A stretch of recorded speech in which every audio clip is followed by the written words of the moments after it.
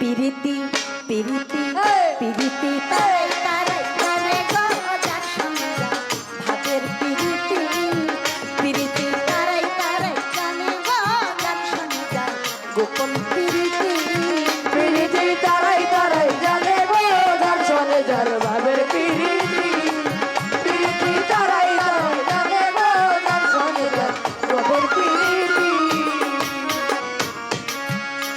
আরে কিসের আমার রান্দন বাড়ান গয়ন সখী আরে কিসের হলুদ কুটা আরে চোখের জলে ছল ছলা ছল ভাই সাগর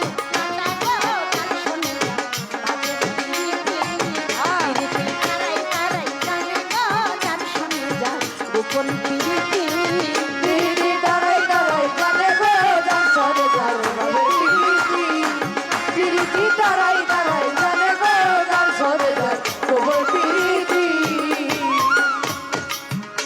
আরে যেই ভাবেতে ভাবের কথা ছিল জিজ্ঞাসন ধন্য বাপের পূর্ণ বেটা করেছে পূরণ জবাব খানি শুনা বাবা ভালো লাগে অন্তরে যেই ভাবেতে আমার কাছে জিজ্ঞাসনা করে আরে ধীরে ধীরে জবাব আমি দেব জানি জানে গো ভাবের পিরিতি তারাই তারাই জানে গো যার সঙ্গে যায় গোপন পিরিতি পিরিতি তারাই তারাই জানে গো যার সঙ্গে যার গোপন পিরিতি পিরিতি তারাই তারাই জানে গো যার সঙ্গে যার গোপন পিরিতি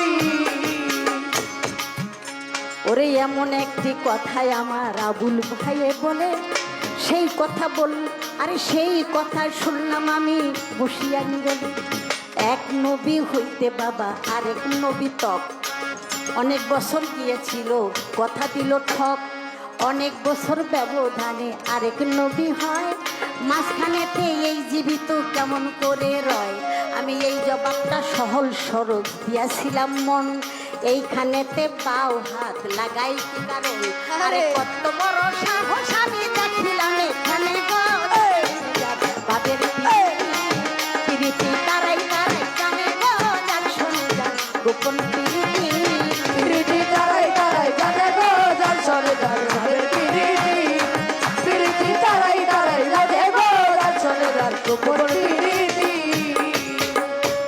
ভাই আমি সহজভাবে জবাবটা দিচ্ছি আমি পালা গানের মোড় নেয়া কথাটা জবাব দিই নাই এই জবাবটা আমি খুব সহজভাবে দিচ্ছি যে মাঝখানে আমাদের যেমন খেলাফত প্রাপ্ত পীর থাকে যেমন আমার হাসিবুল বাবা হাসিবুল হাসান আমার বরিয়াবর দরবার শরীফের সেই বাবাজান পর্দা নিয়েছেন বর্তমানে তার গদিনিসীন তার অরুণজাত সন্তান আমাদের আরাফাত চান এইভাবে ধারাবাহিকতা আর তার খেলাফত প্রাপ্ত আমার সরকার মহারাজ করলে আবার রাগ হয় জানি কারা কি জানে আল্লাহ জানে সরকারি তো সরকারি যা কই তাতেই খালি প্যাঁচ লাগায় আরে কি যে লেখে আমার ভাল লাগে না সহ্য করতে করতে আর কত সহ্য করে তোমার পর্যন্ত গাইরা লাইছে এর লেগে সরকারি কই সরকারি আমারই সরকার সে আছে হাজার হাজার মুরিদান এইভাবেই আমি এই কথাটাই বলছিলাম যে নবী রসুলদের বেলায় তাই আমি যদি তর্ক লাগাইতাম যে আপনারে কইছি কেনা 500 বছর 1000 বছর যেমন ইব্রাহিম খলিল তার দুই ছেলে না দুই ছেলেই তো নবী এসাক নবী আবার আরেকজন হলো ইসমাইল জাবিউল্লাহ এই ধারাবাহিকতায় তো অনেক নবী চলে আসছে না ওই যে ইসুফ নবী তার বাবার নাম ইয়াকুব আলাইহিস সালাম তার বাবা না ধারাবাহিকভাবে চলছে আপনার কথাই তো হয় না আপনারটাই তো হয় না নিজে ধারাবাহিক কইতে পারে না হুদা কাবে আর কি আমার লগে আমি কইতে চাই না এই শরমটা দিতে চাই না কারণ আমার ভাই তো শরম দিয়ে আবার ঝগড়া লাগলে কার বাইক যাবো বেড়াইতে এর লেগে বাইরে আমি শরম দিই নাই দেখেন আপনি মুসা নবী তার একজন ভাই ছিল না হারুন নবী সেও তো একজন নবী।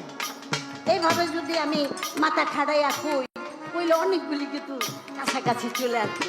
500 বছর 1000 বছর ব্যবধান থাকবে না। এই কথাটা আমি সহজ সরলভাবে আপনাকে বলছিলাম। আপনি কি কইলেন? আপনি বুঝাইলেন, তাহলে আর কথাটা হয় নাই। এটা কিন্তু ইঙ্গিত দিছে। কয় তখনও বেলায়েতের কেউ কেউ ছিল। তা বেলায়েতের কেউ কেউ ছিলেন, নাম কইলেন না কি লেগা? বাবা নাম করছো তো অসুবিধা নেই। আগে মাসাসিকো বেলায় দেখছি বাসুরের নাম কইলা, সরম মুরুকি শ্বশুরের নামও কয়লা। হ্যাঁ, একজনের শ্বশুরের নাম কি? তার নাম হলো মইজুদ্দিন।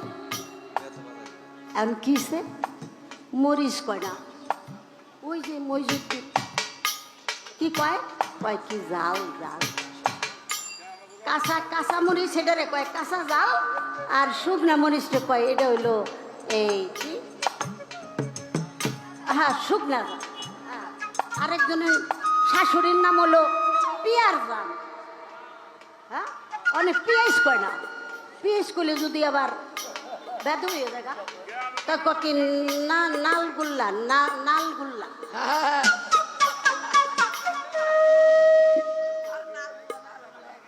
তাই না মাগো, এই বাড়ি তো তাই না, আদু ফকির, এই জন্য বৌরা আদা কয় না।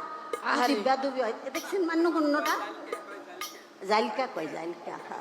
তাতেই বোঝা যায় যে ওই আদার কথা। আল্লাহ, তাই তো তাই তো তাই, এটাই তো আদু। হ্যাঁ, এটাই আদু। যাই হোক, আপনি যদি দুই একজনের নাম বলতেন তাহলে মনে হয় একটু ভালো হইতো। আপনি সেটা বলেন, আমার এত কথার দরকার নাই ভাই। আপনি কইছেন বেলায়েতের শুরু হইছে গাদিরে খুনতে। আপনি এক মুখ দা কয় পদের কথা কনা বলবাই? হ্যাঁ, এন দৌড়ান, আবার ওই হন্দিয়াও দৌড়ান, এত জায়গায় দৌড়াইয়েন না, সমস্যা। হ্যাঁ, ওখানে গাদিরে খুমে আপনি বলেছেন ওখান থেকে বেলায়েত মৌলা আলীকে দান করেছেন আমার দয়াল নবী। ওইটাই যদি শুরু হয়, মৌলা আলী যদি মানে ওখান থেকে পেয়ে যান, তাহলে ইহার আগে বেলায়েত ওইটা আবার পাবে। আশা করি আপনি বলে দিবেন বেলায়েত পাক আর যাই পাক, যেই নবীর সময় হয়েছে ওই নবীর কালেমা পয়রা তার মুসলমান হওয়া লাগছে। এটা হলো পাল্লা। বেলায়েত হোক আর যাই হোক, কিন্তু যখন যেই নবী আসছে সেই নবীর কালেমা পাঠ করা লাগছে, তা না হলে সে মুসলমান হতে পারবে না। দেখি আমার আবুল ভাই এইবার বলে কি, কিসের মধ্যে কি ভাই রে, কিসের মধ্যে কি, আরে পেস লাগাইয়া দিলাম একটা দাঁড়াইয়া সরে। দেখি আমার আবুল ভাই কেমন কেমন করে গো, কেমন কেমন করে গো, কেমন কেমন করে গো, কেমন কেমন করে। এইবার জিজ্ঞাসা না করলে হাতের পিরিতি পিরিতি তারাই হাতের পিরিতি পিরিতি তারাই তারাই যাবে গো, গান শোনে যায় আমাদের পিরিতি। পিরিতি তারাই তারাই যাবে গো, গান শোনে যায় আমাদের পিরিতি। এক নম্বরে হলো সর্বক্ষণী, সর্বক্ষণী, সর্বসময় যারা সালাতে কায়েম থাকে, কায়েমুস সালাত, সব সময়। আমি কি সালাতে কায়েম নাই? কালবে কি সেই কাজ চলতেছে না? এটা আবার অন্তরে সব সময়ের জন্য সেই সালাত। সালাত মানে স্মরণ করা। এটার জন্য ধরা বাঁধা কোনো সময় নাই। অজু গোসল জরুরি না, সময় গমায় স্থান কাল পাত্র না, সর্বক্ষণই সালাতের মধ্যে আমি নিয়ে যাই। পীর পীরাম্মাই, পীরাম্মাই কয় কিরে তোর বাপের জিগা তগু কি নামাজ শিখাই নাই? এখন বক্তরা কয় বাজান আম্মাই কি কয়, ওই আম্মাই আবার একটু ওই জগতে ওনার কাছে ভালো লাগে না খুব নামি দামি। এখন বলতেছে তোর আম্মারে জিগা মাছে গোসল করে খুব আম্মা বাবাই জিগাইছে মাছে গোসল করে কোন আর করবে না, মাছ তো পানির মধ্যেই থাকে, এটা আবার গোসল করার লাগে। কয় তাইলে তোর আম্মারে কইয়া দিস যে আমরা সালাতের মধ্যেই কি ঠিক আছে না, আমরা সালাতে মধ্যেই থাকি। আমার ঘর আলাদা লাগতেছে না, এটা কিন্তু একান্ত একটা প্রেমের বিষয় বাবা। যারা বুঝে না হ্যাঁ গো মাইরা ভালাইলো হেরা এই জগৎটা বুঝবে। সেই জন্য এখানে বলা হয়েছে সর্বক্ষণিক সালাতে যারা, হ্যাঁ দাইমুল সালাতে যারা সব সময় রজু থাকে। তারপরে যাদের সম্পদ নির্ধারিত হক, আপনার সম্পদ আছে, আপনার বাড়িতে যে গোলামি করে তারও আপনার দিতে হবে। আপনার প্রতিবেশী যার কোনো সম্পদ নাই, ভিটামাটি নাই, তাকেও আপনার দিতে হবে। এটা হলো নির্ধারিত হক, যে পাবে সেই হক আপনার আদায় করবে। হ্যাঁ হ্যাঁ হ্যাঁ হ্যাঁ, আমার যত সম্পদ সেটার মধ্যে সবার অন্যের এটা আদায় করতে হবে। তারপরে বলা হয়েছে যে যে বাসনা করে বাঞ্ছা করে এবং যারা বঞ্চিত এতিম যারা নাকি অসহায় তাদেরকে তুমি তোমার সম্পদ থেকে দান করবা। হ্যাঁ, যারা প্রতিফল দিবসকে সত্য বলে সদা সর্বদাই ওইভাবে প্রস্তুত থাকে। চলে গেল 4 নাম্বার। তারপরে প্রতিপালকের শাস্তির সম্পর্কে যারা ভীত কম্পিত, 5 নাম্বার গেল। তারপরে যারা